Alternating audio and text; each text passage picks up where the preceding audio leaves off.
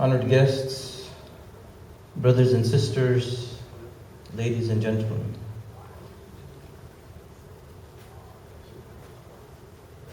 Before I get started, I'd like to extend my gratitude to the organizers of the event, to oppression.org, to the various creative performers. I'd like to extend my gratitude to all of them and to the student organization here at Rutgers University for inviting me to share some thoughts with you, in particular about drones and about the larger picture. I'm going to take a little bit of a different approach to dealing with this issue. I'm going to try to put it in the context of the larger culture of war and the fact that the drone program is just another tactic within that larger culture of war.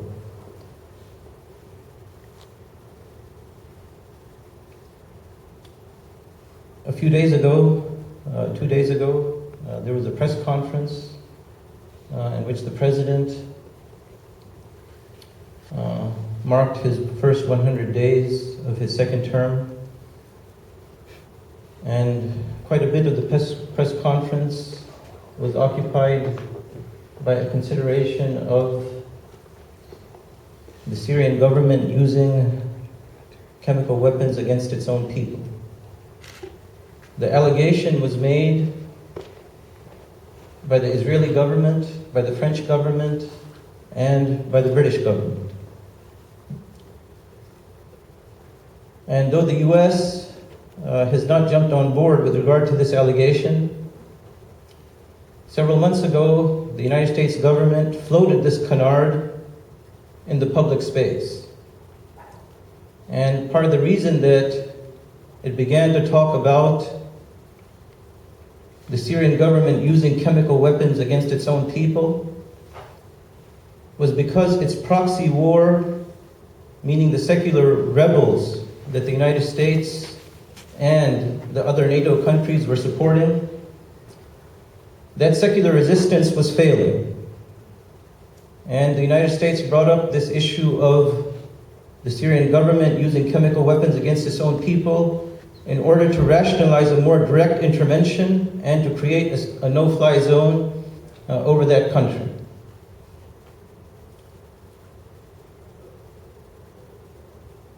But around the same time, the US elections were taking place. The debacle in Libya happened with regard to the assassination of the US ambassador. And so instead of increasing its military footprint inside of Syria with boots on the ground, the administration backed off a little bit. And it thought it would take a different approach. And so it started supporting a more ideological resistance, which was the Salafis, which are imported from Qatar and from Saudi Arabia. And now, with that resistance also failing, and the Syrian government proving that it is more resilient than it was earlier thought to be, this chemical weapons canard is brought up once again. And again, it's with a view to rationalize a more pronounced intervention with regard to NATO countries inside of Syria. Now, with regard to chemical weapons, the reason that it's germane is that if we go back to the 1997 Convention on Chemical Weapons, this is a convention that was signed and ratified by the United States, by the UK, by France, and by Israel.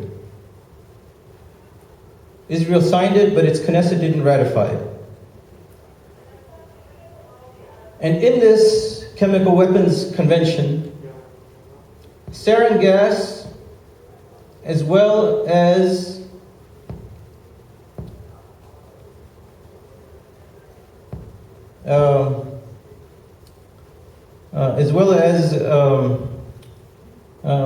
what's this gas that they use in law enforcement?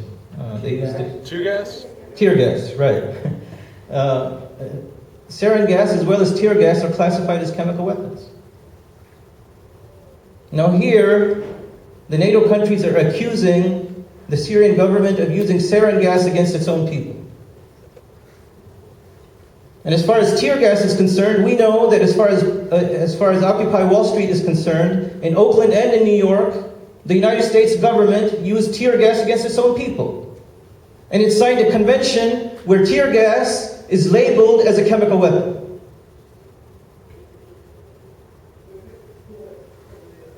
And so it's accusing a foreign government of using chemical weapons against its own people, while at the same time, all of these countries, Israel, France, the UK, and the United States, they've been using tear gas for the past 30 to 50 years against their own people. But when they use tear gas against their own people, it's characterized as law enforcement. And when somebody else uses tear gas or another chemical weapon and it's not been proven about Syria, it's classified as a weapon of mass destruction. So we have a problem. And the reason that I bring this up is the use of chemical weapons more reprehensible than the use of drones in any kind of war that's taking place in the public space. For they say that when they use chemical weapons or nuclear weapons or biological weapons, that it's a weapon of mass destruction and that it causes a tremendous amount of civilian casualties. I'm not going to quote you the statistics about drones, but we know that for every so-called high-value target that is killed by a drone strike, at least 50 civilians are killed. And so the same logic that applies to biological weapons and chemical weapons and nuclear weapons insofar as civilian casualties, that same logic also applies to drones.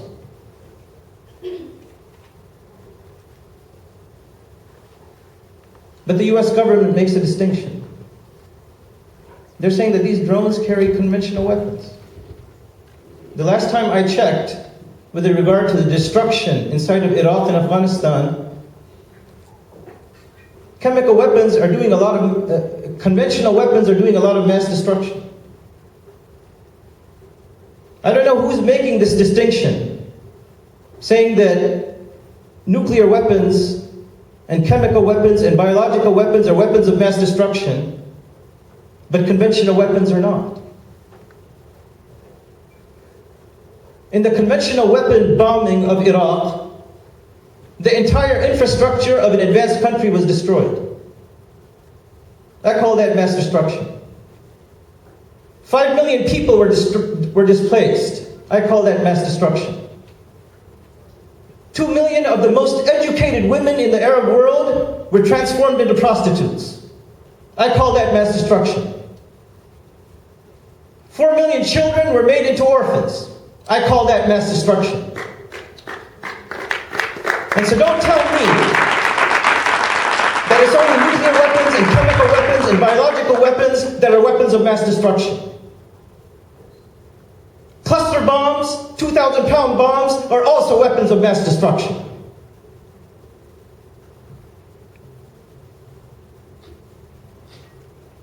But who makes these kinds of distinctions? Who makes the distinction that if you drop a warhead which is tipped with depleted uranium, that poisons a mother, that gives her radioactive poison, and she gives birth to a child that has deformed limbs, who's to say that there's a difference between that and a drone strike dismembering a child?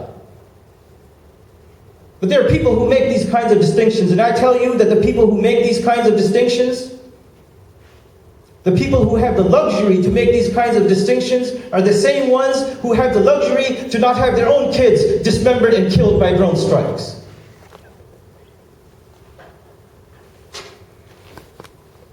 There are many kinds of drones. The most common kind are surveillance drones. It's said that in the United States, and the brother quoted this a little bit earlier, that there are going to be something like 30,000 drones in US skies. Part of what you're not being told is that some of these surveillance drones are as big as a fly.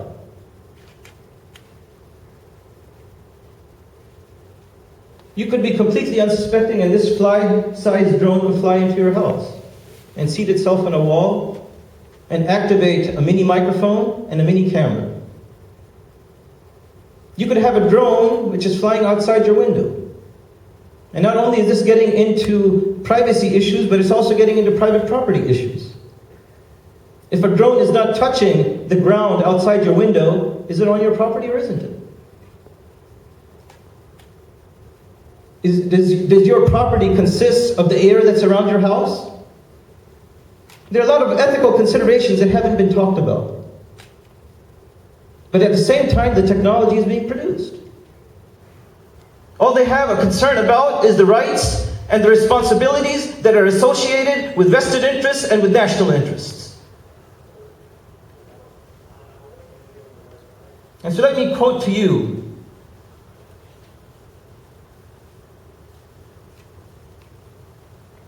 some words that come out of these drones, these human drones. I don't know if all of you are familiar with Dennis Ross. He's a mainstay of the peace process between the Palestinians and those who occupy the Holy Land. He's been a mainstay in this peace process for the last 30 years. He peddles himself as an honest broker of peace, as an impartial broker of peace. He was employed by the Clinton administration as their chief envoy in this so-called peace process. And so he says, again, with regard to the situation in Syria, where the United States is favoring a faction of Al-Qaeda to fight against Hezbollah. So he comes out and he says, the Shiites aren't the only ones seeking death to demonstrate their resistance to whatever. Plenty of other Muslims also want to die, as we saw last week in Boston, referring to the Boston Marathon bombings. Let them all go at it. Let them all go at it, and Israel can sweep out their shit when it's over. This is an impartial person insofar as the peace process is concerned. This is how he promotes himself. I'm an advocate of peace. Daniel Pipes, the U.S. representative to the United States Institute of Peace, chosen by the Bush administration, now an advisor to John McCain, Senator John McCain. He says about the same thing, about getting a faction of Al-Qaeda to fight Hezbollah in Syria. Evil forces pose less danger to us when they make war on each other. This keeps them focused locally, and it prevents either one from emerging victorious and thereby posing a greater danger, meaning a greater danger to us here in the United States. Western power should guide enemies to a stalemate by helping whichever side is losing, so as to prolong their debilitating conflict. This is the U.S. envoy to the United States Institute of Peace.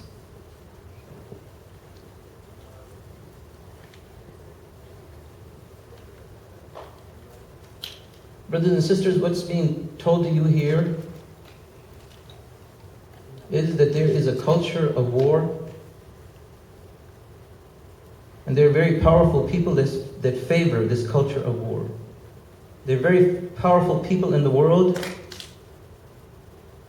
that want the situation in the world to be this way. Sometimes these very, very powerful people are called the 1%. They profit off of war.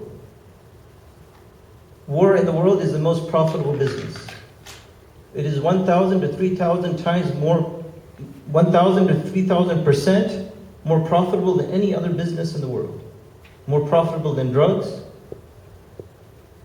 more profitable than selling automobiles, more profitable than selling technology, more profitable than even selling weapons. The business of war makes some people in the world very, very rich and makes them very, very powerful. And as far as the United States is concerned, it was christened in this perpetual culture of war.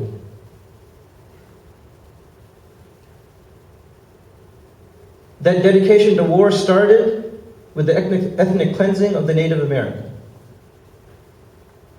That Native American was pushed from the east to the west, all the way to the Pacific Ocean, and then ultimately pushed into the Pacific Ocean to such an extent that the remnants of the Native Americans now live on reservations. And the inheritors of that policy run the US government today. And so it ought not to be, and so it's no problem for them when they see the occupiers of Palestine pushing eastward. When they're dispossessing the Palestinians of their land, the ethnic cleansing of Palestinians, that's only a corollary of the ethnic cleansing of the Native American here in the United States.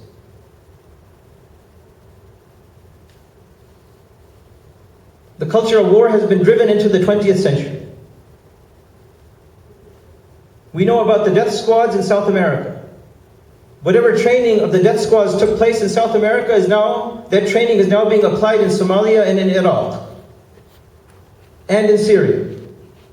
That training was applied in Libya.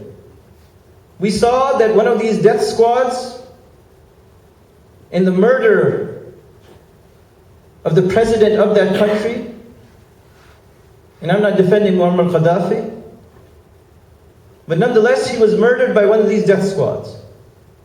He wasn't tried, he wasn't charged, but he was declared guilty, and what did the United States Secretary of State say? We came, we saw, he died. This goes back to what Caesar said when he came out of Asia Minor. I came, I saw, I conquered. And so the United States Secretary of State, in a sort of a hilarious moment for her, she said this laughingly. She didn't know that she was on camera. We came, we saw, he died. The occupation of Libya was no different than Hitler's occupation of Poland. Hitler needed breathing space. Libya is the breathing space for the United States. Is anybody asking what happened to the 144 tons of gold in Libya? Libya had 144 metric tons of gold.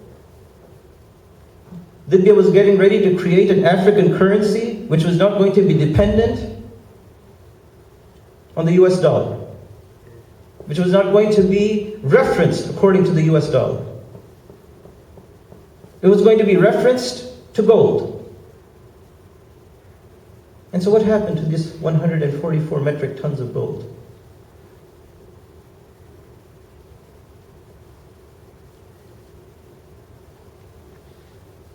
You can bet that it's financing the economic downturn right here in the United States and in Europe.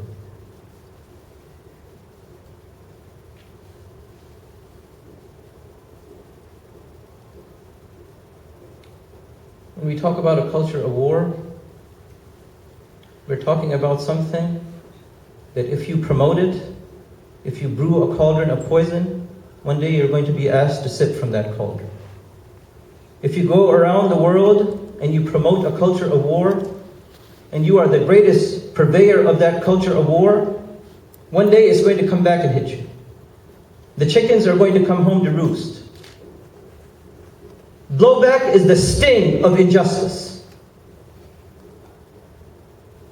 And today we live in a culture not only of perpetual war, but of total war. It used to be that in the past, soldiers would go out to the battlefield and have it out. But today, entire societies participate in the declaration and in the prosecution of war. Your neighbor could be working for the Department of Defense. His neighbor could be working for the intelligence agencies. They could be involved in manufacturing weapons of mass destruction. There's an economic component to war. What you contribute in your taxes, quite a bit of those taxes go into creating weapons of mass destruction. You might be a grocer, you might be a baker, you might be a printer, you might be a teacher in a school, but the force of your labor may be going into creating weapons of mass destruction. There's a political component of war. Policy is made to rationalize the declaration of war. There's a social component to war. There's a socialization which is taking place from cradle to grave with regard to showing people how they need to prepare for war. There is a media component of war. And so entire societies participate in the prosecution of war.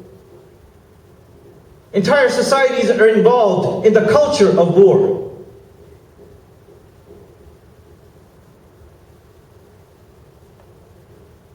And so it is impossible when you create this culture of war where it is not going to affect your own citizens. And so now we have Americans killing Americans. The Sandy Hook massacre was brought up by a sister. And before that, there was the Virginia Tech massacre. And in between that, there was a massacre in a Colorado movie theater. And before that, there was Columbine.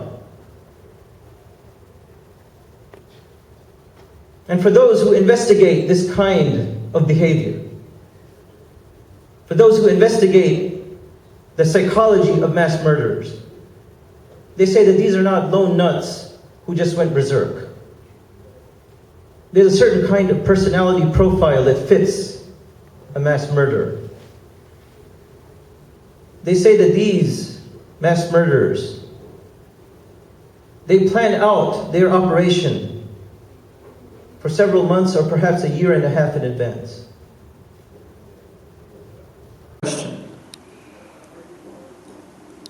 That are these mass murderers who go out and kill children or kill people in movie theaters, are they so much different than US politicians and generals and pundits and chief executives?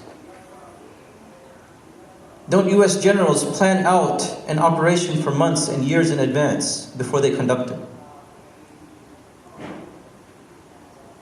They say that as far as these mass murderers are concerned, there's a pattern of mental illness that trails them.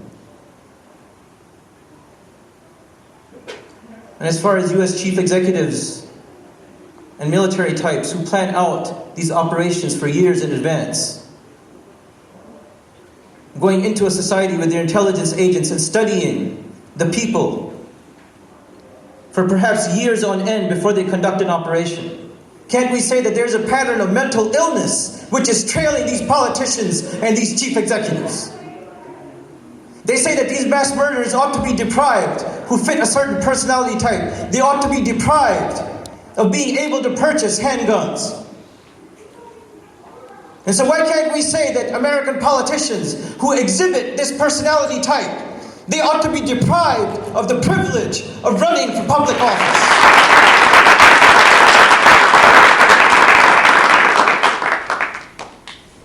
But this is what happens when you have power that is not disciplined by ethics. When you have freedom, which is not shaped by responsibility. And when you have action which is not checked by accountability. Allah Ta'ala says in the Quran, لَيْسَ بِأَمَانِيِّكُمْ وَلَا أَمَانِيِّ أَهْلِ الْكِتَابِ مَنْ يَعْمَلْ سُوءًا يُجْزَ بِهِ. Roughly translated, that means that it is not according to your wishful thinking, meaning Muslims, and it is not according to the wishful thinking of the people of previous scripture, meaning Christians and Jews. Whoever commits a sinful act is going to be forced to confront its consequences. And so when you create a culture of war, when you bomb civilians out of their homes, when you lay entire countries to waste, you are going to have to confront the nature of those consequences.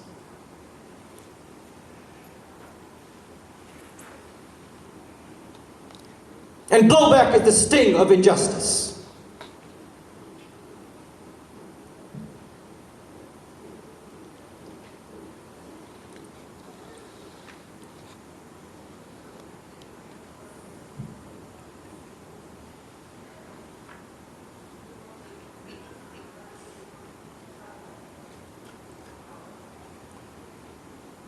What this verse from the Quran is telling you, that you just can't go out and do whatever you want. You can go out and do what's right. You can go out and do what's moral. You can go out and do what's responsible. But you can't go out and do whatever you want. To put it more precisely, and if you leave here with nothing other than what I'm about to say, pay close attention to it.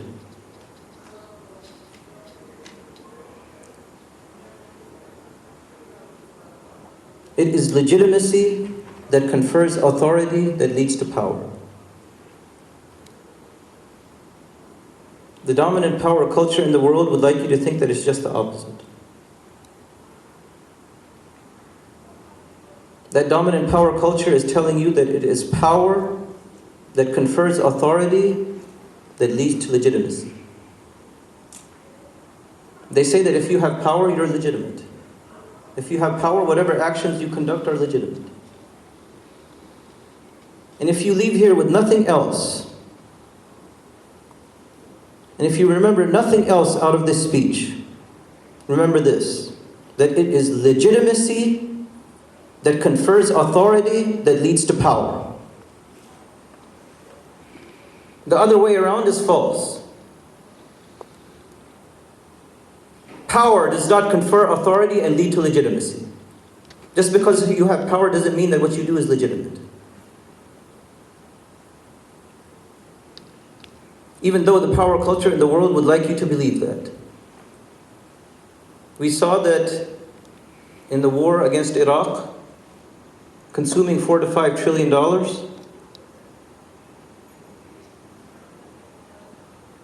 that the power culture over here says that because they did it, because they declared this war, that what they did over there is legitimate. And only because they have power. If what happened over there in that country is referenced to a moral reference point, is compared to a moral reference point, is judged or is measured against a moral reference point, nobody in the world, nobody in history would say that that action was legitimate.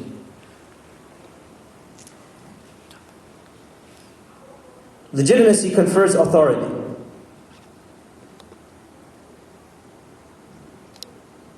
And those who are legitimate are the ones who deserve to exercise power.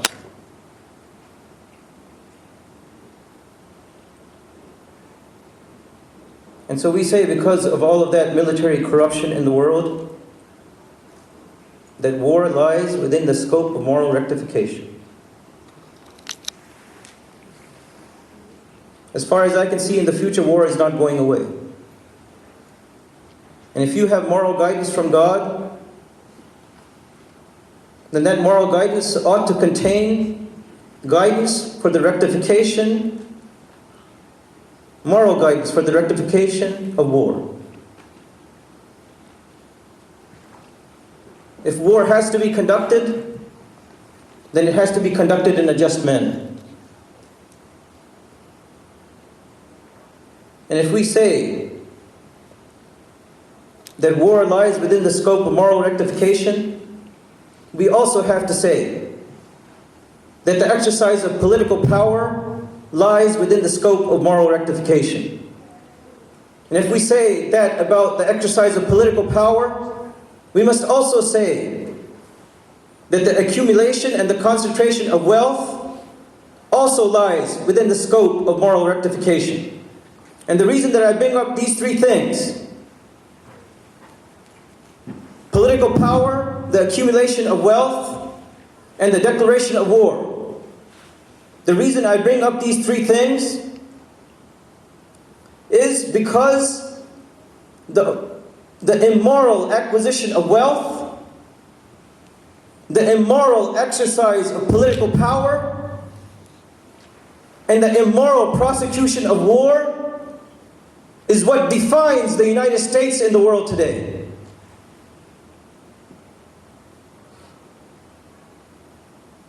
It is said that the separation of powers is essential to representative governance and to social justice. That it is wrong for one person to simultaneously be the creator of law, the executor of law, and the adjudicator of law. That if you don't separate powers, that it's possible to have tyranny. That is why we got rid of political kings and military popes. It is wrong to invest all three branches of government in one person or in one group. But what about the separation of wealth from decision making? That's the separation that we need. That's the separation that's necessary in the here and the now. It is the financial brokers that are the power brokers. It is the war makers that are the decision makers. And if we don't separate wealth from power, if we don't have the courage to stand up in front of those who have concentrated power, if we don't have the courage to speak principle to power and truth to tyranny, then we have to suffer the consequences of those who believe that war is a means to achieving a national interest or a vested interest. That war is a means to expanding capitalist growth or corporate security.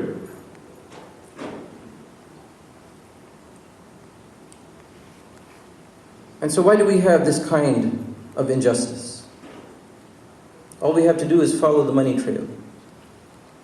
That's a popular phrase. They say if you want to discover something, if you want to discover the objective of something, just see where the money is coming from. Just see where the money leads. So let us take a look at the 2010 fiscal budget of the United States.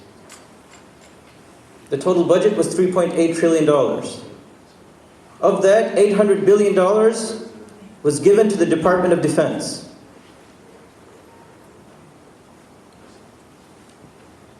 And can you guess how much was given to the Department of Justice?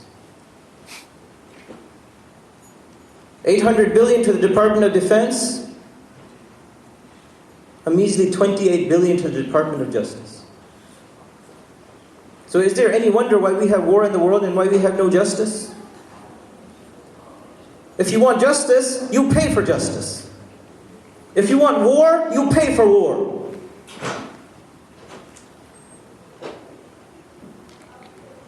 Everybody's familiar with defense contractors. These are people that want to get their hand on the public till in order to get money to manufacture weapons of mass destruction. And by the way, you can put a nuclear weapon, a biological weapon, or a chemical weapon on a drone. It doesn't just have to carry conventional weapons. Yeah, you can load a nuclear weapon onto a drone. And so all of us have heard of defense contractors. They're talking about fueling a drone with nuclear power so that a drone can stay up in the skies for 6 months at a time. Doesn't even have to land. And so we are talking about the amount of monies or the appropriations that are given as discretionary spending to the Department of Justice and to the Department of Defense. We're all familiar with defense contractors. Where are the justice contractors? Oh, well, there's just no money for justice contractors.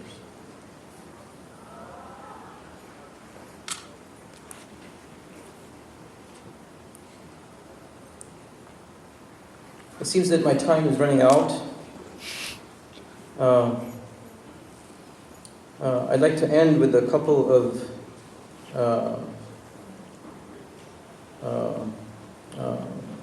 important ideas.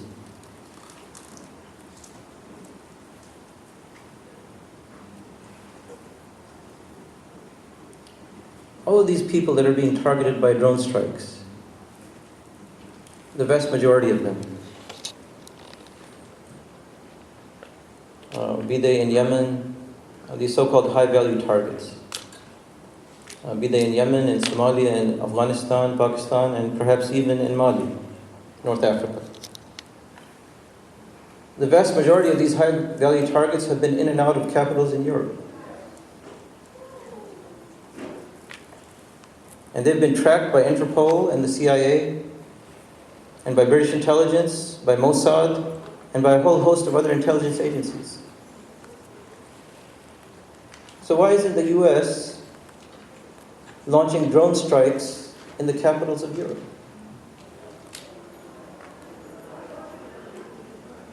All these people have been going through European cities, and yet we only hear of drone strikes in the majority Muslim part of the world. That we're targeting these high-value targets. Well, when they're traveling in other parts of the world, and you know that they're traveling in other parts of the world, why don't you launch a drone strike?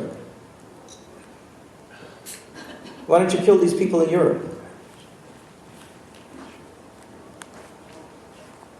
And the simple answer is racism. It is acceptable to have collateral damage in the dark-skinned part of the world, but it's not acceptable to have collateral damage in the European part of the world.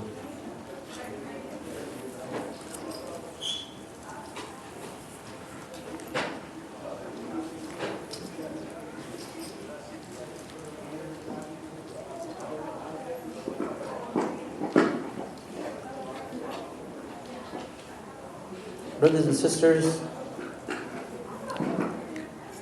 when we talk about drones, we have to view them within a larger culture of war that is gripping the world. And the only way to reverse that culture is for people of principle to stand up against it. It's for people of conscience to stand up against it. It's for people who are thinking about the future, about their children, and about the generations to come, to stand up against this culture of war. And you can stand up against this culture of war, not only in your own country, but you can support those around the world who are not only lifting their voices against this culture of war, but they're lifting their hands and they're lifting their weapons against this culture of war. And so while it may be difficult in this country to stand up because of fear, know that you have allies around the rest of the world. And it is time, just as Malcolm X did in the past, to take advantage of the allies that you have around the rest of the world, to form links with them and to form partnerships with them. Because together, once we come together, we'll be able to defeat that 1% which is launching these wars against the 99%. And with that, I thank you. Barakallahu feekum. Assalamu alaikum.